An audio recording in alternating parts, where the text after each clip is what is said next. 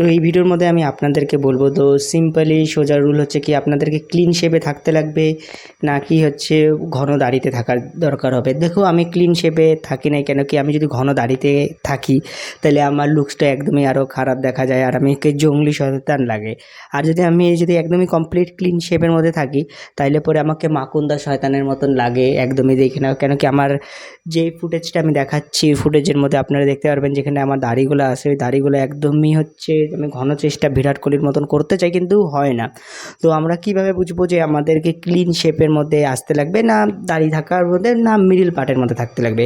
তো সবার প্রথমে একদমই সোজা হচ্ছে আপনারা ব্যবহার করতে পারবেন এআইয়ের মধ্যে। তো প্রম্পট দিবেন হচ্ছে যে আপনাদেরকে বলতে লাগবে যে অ্যানালাইজ করো আমার ফেসটাকে, যে আমি কোন শেপের মধ্যে ভাল লাগবে। আর এখানে লিখে দেবা যে ফেস শেপের অনুযায়ী, মানে আপনাদের ফেসের আকৃতি অনুযায়ী গোল না মানে গোল না ডিম্বাকৃতি এভাবে থাকে। এবার আমি বলতেছি সবার থেকে সোজা কথা হচ্ছে, যদি আপনাদের লুকস হচ্ছে মানে আপনার দাড়ি হচ্ছে যদি একদমই খারাপ দেখতে আসে, মানে একদমই যদি খারাপ আসে আমার মতন বাজে আসে, তাইলে পরে ঘন দাড়িতে আপনাকে খারাপ লাগবে না। আর আপনি যদি দেখেন যে ক্লিন শেপ করে যদি আপনার দেখতে একটু ভালো লাগতেছে তাহলে পরে আপনি ক্লিন শেপে থাকবেন।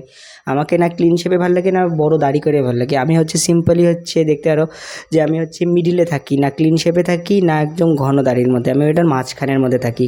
তো ওইভাবেই করে থাকবেন। এবার একটা জিনিস মাথার মধ্যে রাখবেন যে ক্লিন শেপ থাকাটা বা বলে না যাদের দাড়ি আসতেছে না তাদেরকে মানে কনসিডারই করে না, মানে মর্দ বা এরকম জিনিস অনেকজন বলে, কিন্তু না, অনেক ব্যক্তি আছে যারা হচ্ছে যদি আপনারা যদি দেখবেন যারা হচ্ছে মানে যাদের মুখের মধ্যে দাড়ি না তারা হচ্ছে অনেক অ্যাট্রাকটিভ দেখতে লাগে, আর যাদের হচ্ছে দাড়িও থাকে তাদের অনেকটাও খারাপ লাগে। ওই জন্য এটা মাথার মধ্যে রাখবেন যে ঘন দাড়ি হলেও আপনাদেরকে জঙ্গলি ভূত লাগতে পারবে আর ঘন দাড়ি থাকলে পরেও আপনাদেরকে স্মার্ট লাগতে পারে। এটা ম্যাটার করে আপনাদের ফেসের সিমেট্রিকের উপরে ম্যাটার করে।